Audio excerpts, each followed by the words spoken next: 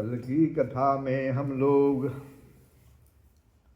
परीक्षित जी ने जो दो प्रश्न किया वो प्रश्न हम सबों के लिए उपयोगी है। एक प्रश्न जो था कि जीव को सदा सर्वदा क्या करना चाहिए, और दूसरा प्रश्न था कि जो थोड़े ही समय में मरने वाले हैं, तो हम लोग जितने यहाँ बैठे हुए हैं दो भाग में हैं। एक तो वे लोग हैं जो 70 पार कर गए हैं, उनका समय अब बहुत कम है। ठीक है, परीक्षित जी के पास 7 ही दिन का समय था। 7 मतलब जो सोमवार से लेकर के, और ये 7 दिन ही तो होता है मरने के लिए। लेकिन हम लोग यहाँ भी वर्तमान में इसको जरा समझें कि एक 70 से पार करने वाले हैं, पार किए हुए भी हैं। दूसरे वे हैं जो अभी अपने जीवन के बहुमूल्य समय में है।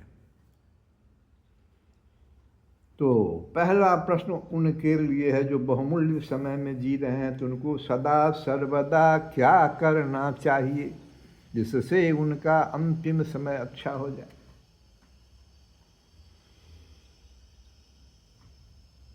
और जो थोड़े समय वाले हैं उनके लिए भी प्रश्न है। और इस व्यास जी के रचित जो हम लोग जिस कथा का पान करते रहते हैं, श्रीमद् भागवत, इसमें बहुत सारा ये दो प्रश्न जो हैं, इन्हीं प्रश्न को सामने रखकर बहुत सारे उदाहरण आते हैं।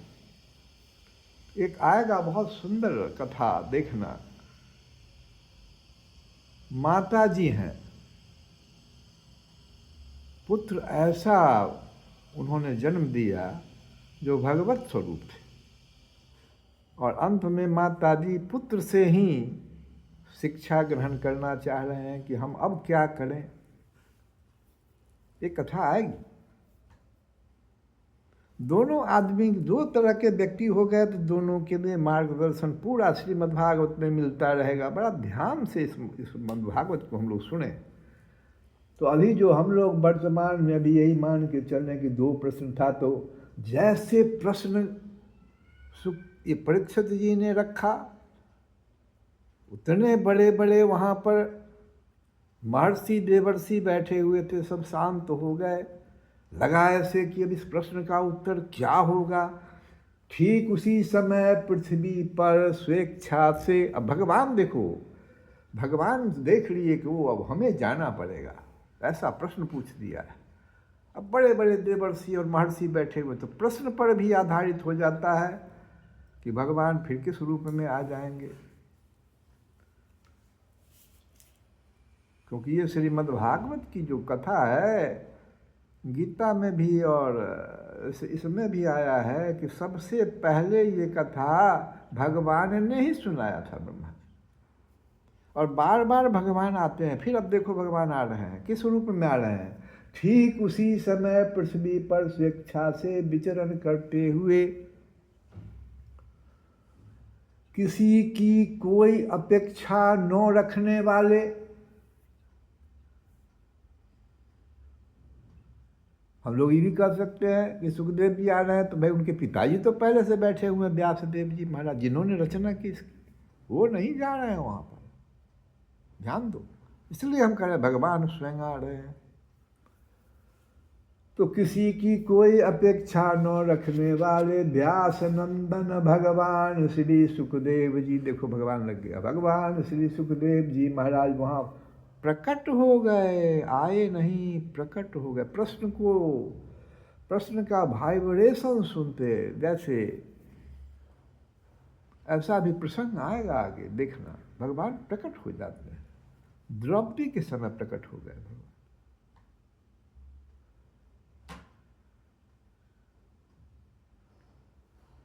ये गज और ग्राह की लड़ाई में भगवान प्रकट हो रहे हैं।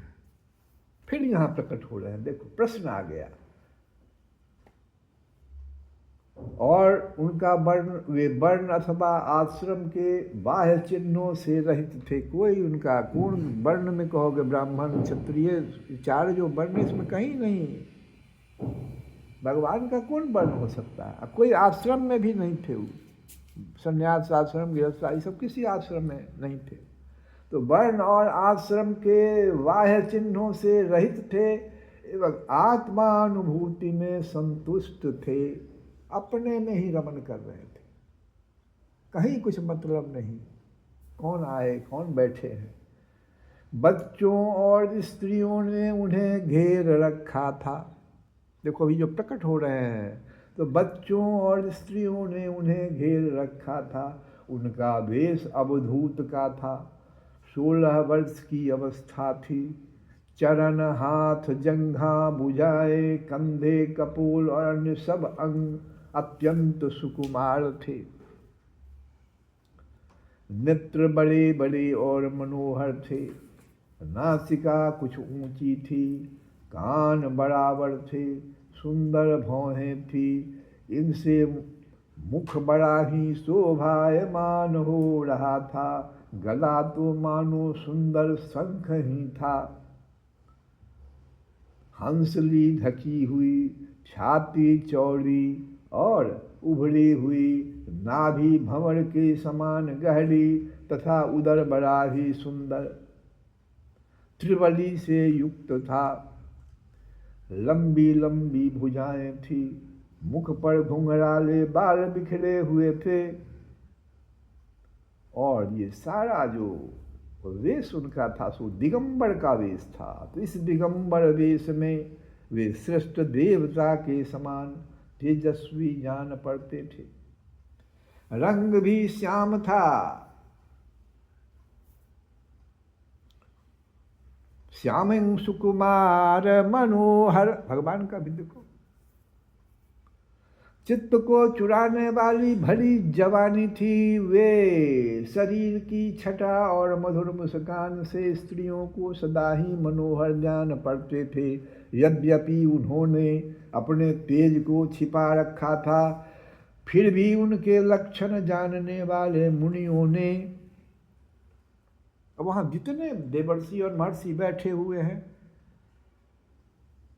ये तो अपने लक्षण को छिपाए हुए थे, लेकिन अपने तेज को छिपा लिया था। लेकिन उनके लक्षण को जानने वाले मुनियों ने, मैंने बच्चा से और स्त्री से घिरे हुए हैं, बड़ी जवानी, दिगंबर है और इतना सुंदर उनका जो है सो देखो वर्णन, जो स्वरूप का वर्णन है। चित्त को चुराने वाली भरी जवानी।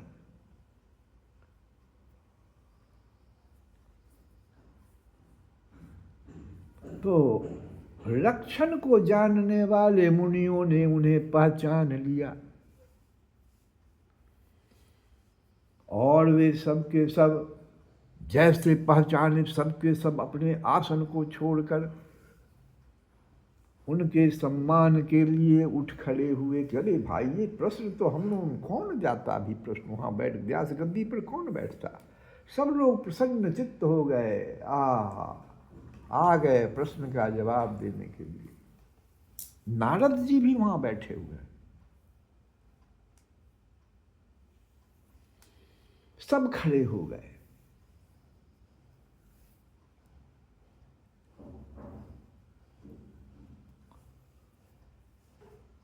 राजा परीक्षित ने अतिथि रूप से, अतिथि कोई जानकारी नहीं, अतिथि हो गया, तो अतिथि रूप से पधारे हुए श्री सुखदेव जी को सिर झुकाकर प्रणाम किया और उनकी पूजा की। उनके स्वरूप को न जानने वाले बच्चे और स्त्रियां उनकी यह महिमा देखकर वहां से लौट गई। सबसे घिरे हुए आ रहे थे ताकि समझ में नहीं आवे कि कौन सा दिगंबर ये जा रहा है। बच्चे भी हैं, स्त्रियां भी हैं।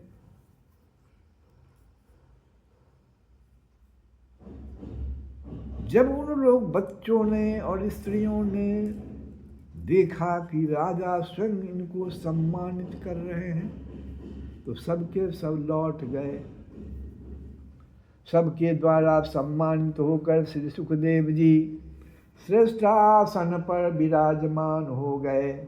ग्रह नक्षत्र और तारों से घिरे हुए चंद्रमा के समान ब्रह्मर्षि, देवर्षि और राजर्षियों के समूह से आवृत सुखदेव जी।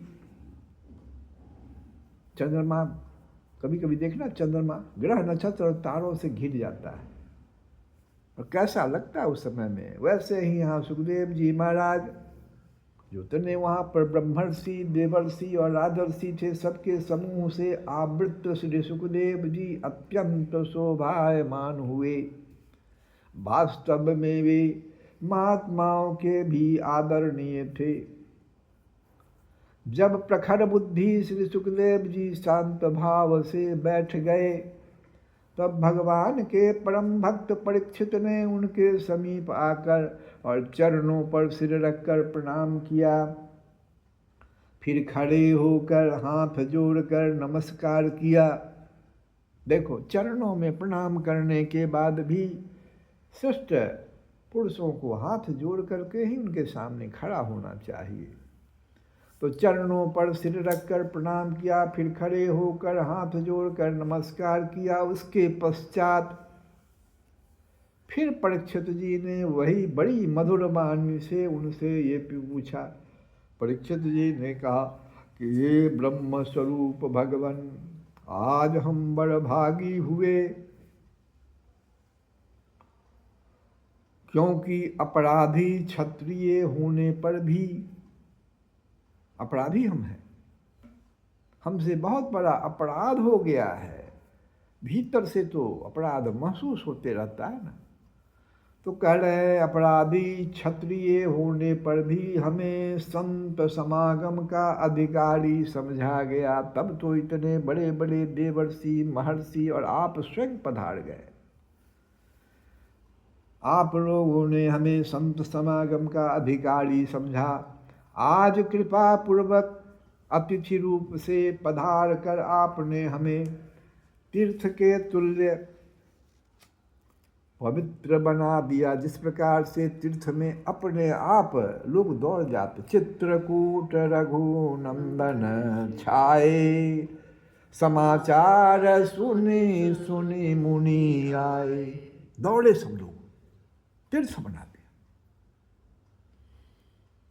तीर्थ के तुल्य पवित्र बना दिया।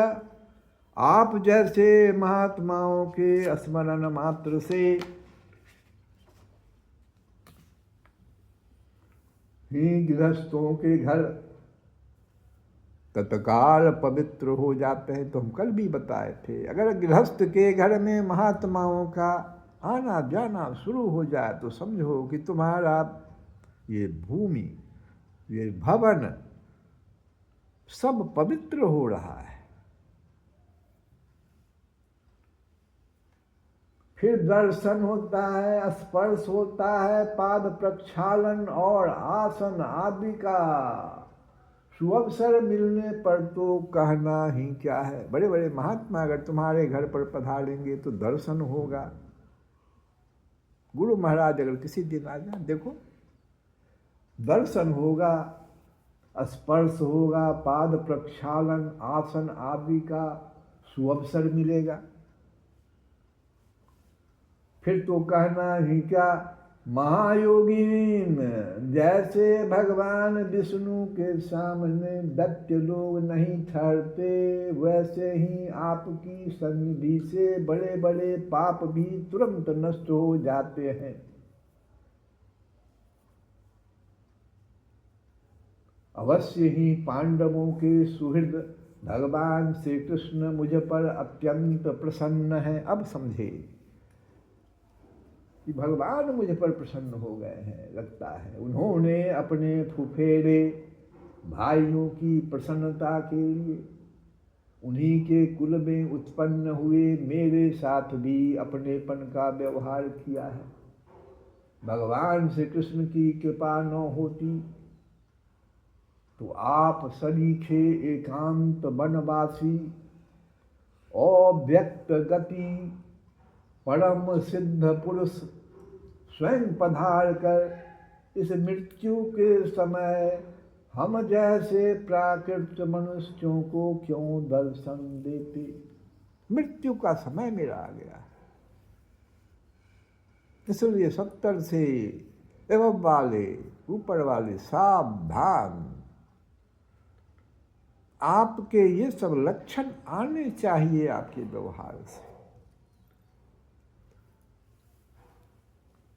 आप योगियों के परम गुरु हैं, इसलिए मैं आपसे परम सिद्धि के स्वरूप और साधन के संबंध में प्रश्न कर रहा हूं कि जो पुरुष, प्रश्न फिर दोहरा दिए और प्रश्न का उद्देश्य भी बता दिए कि परम सिद्धि पहला, और साधन क्या होगा। साधन के संबंध में प्रश्न कर रहा हूं कि जो पुरुष सर्वथा मरणासन्न है उसको क्या करना चाहिए। सब लोग, हम लोग मरणासन्न ही तो हैं। जब जीवन मिला है, जन्म है, तो मृत्यु मिलेगी ही, लेकिन किसी को बहुत जल्दी मिलेगी, किसी को थोड़ा देर से मिलेगी तो जरूर।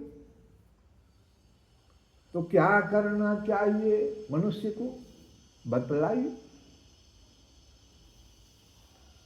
जो पुरुष सर्वथा मरणासन्न है उसको क्या करना चाहिए। भगवान आ साथ ही यह भी बतलाइए कि मनुष्य मात्र को क्या करना चाहिए।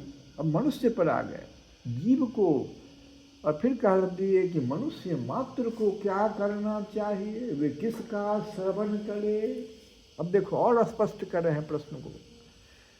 क्या आप सुनना चाहते हैं, किसका श्रवण करे ऐसे व्यक्ति को, किसका जप करे, किसका स्मरण करे और किसका भजन करे।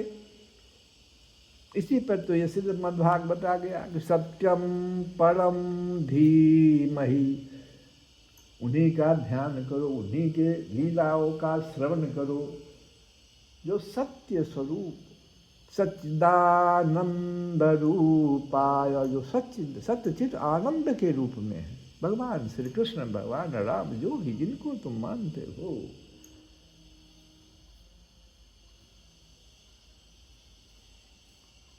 और साथ ही यह भी पूछ दिए कि किसका त्याग करें। ये बहुत जरूरी है। हम लोग ये तो जान जाते हैं कि किसका भजन करे, किसके लीला का श्रवण करे, लेकिन किसका त्याग करे ये नहीं हम लोग कर पाते। तो फिर इष्टम अनिष्टम मिश्रम, फल जो है भोगना पड़ता है।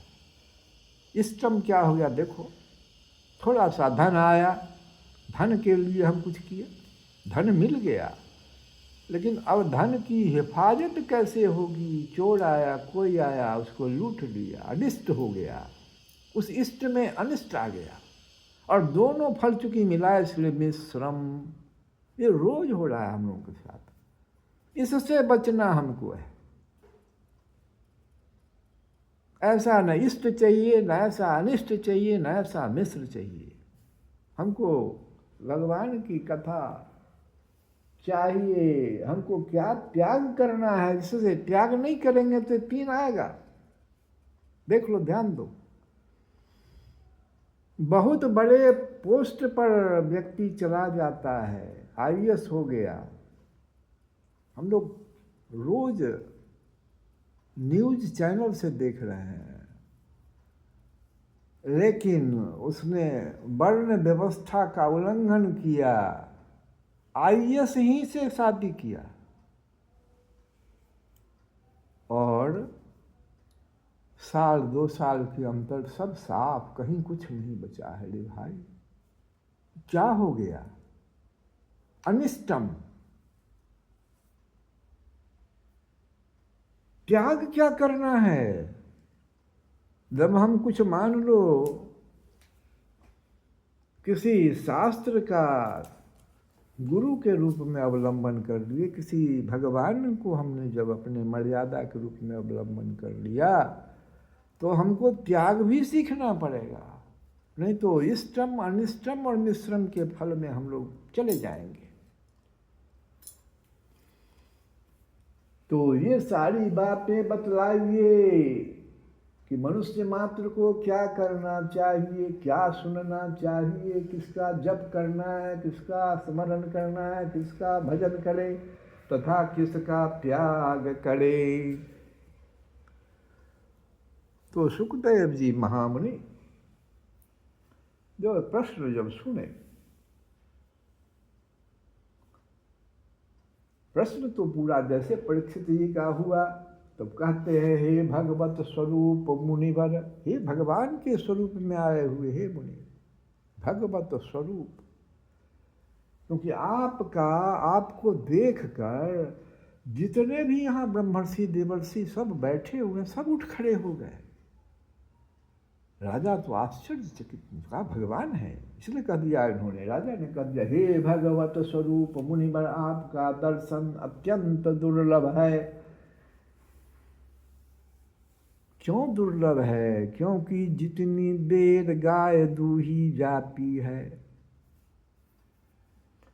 जितनी देर एक गाय दूही जाती है गृहस्थों के घर पर, उतने ही देर भी तो आप ठहरते नहीं।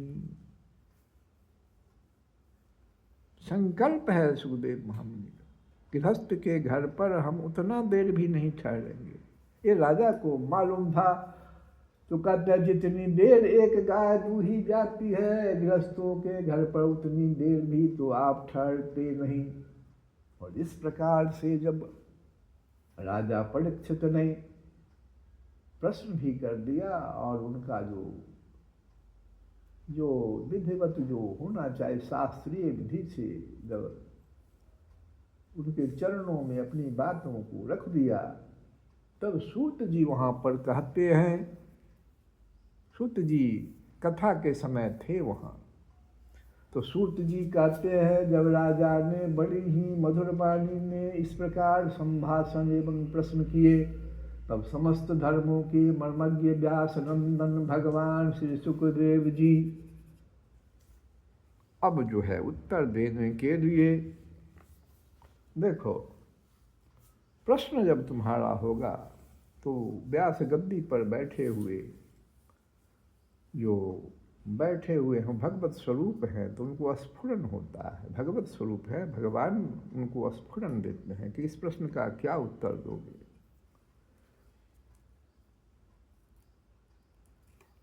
तो इस प्रकार से सूत जी ने जब कहा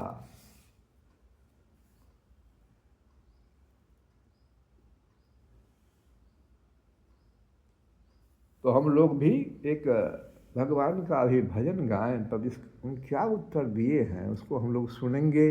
भजोरे भैया राम गोविंद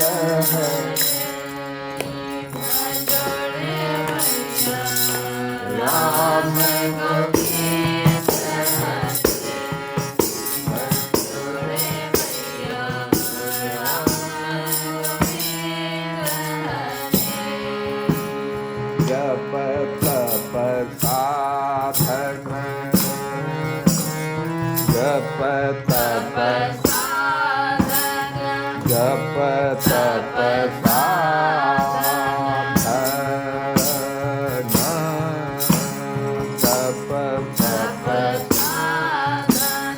कछु नहीं लागत जप तप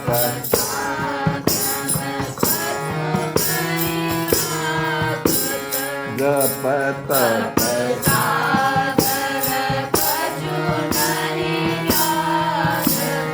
जप तप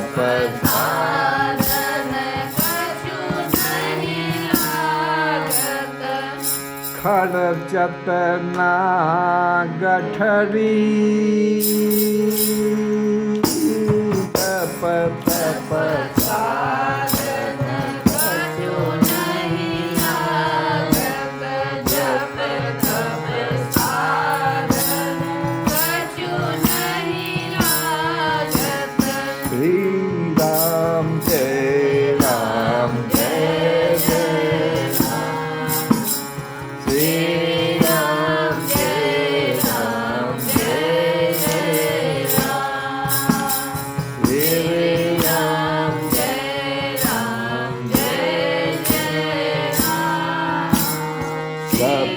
प्रसादन कछु नहीं लागत, जप तप साधन कछु नहीं लागत।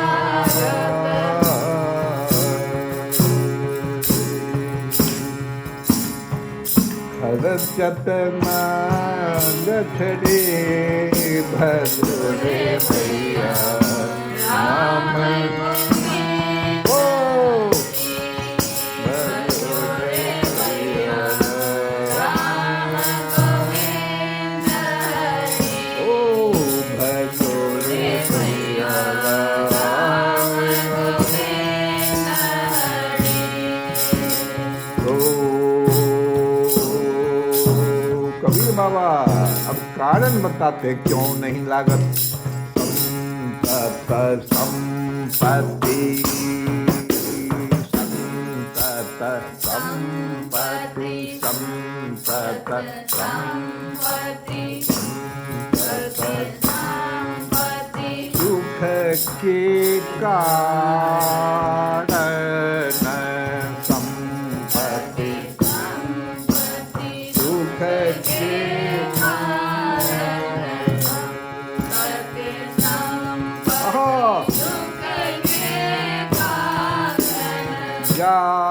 सो भूल पड़ी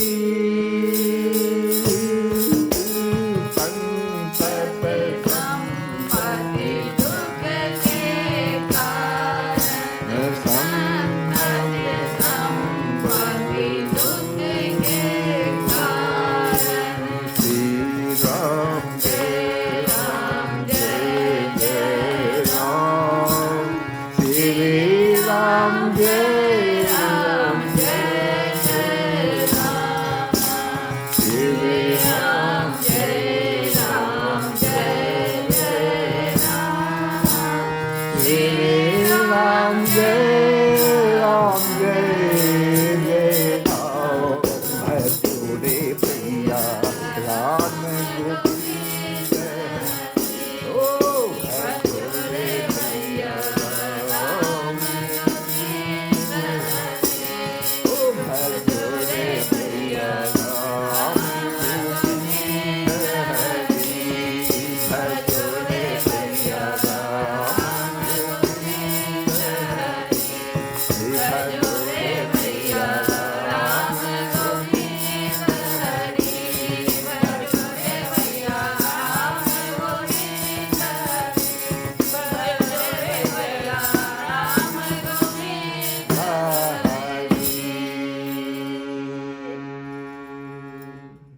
श्री कृष्ण गोविंद हरे मुरारे हे नाभ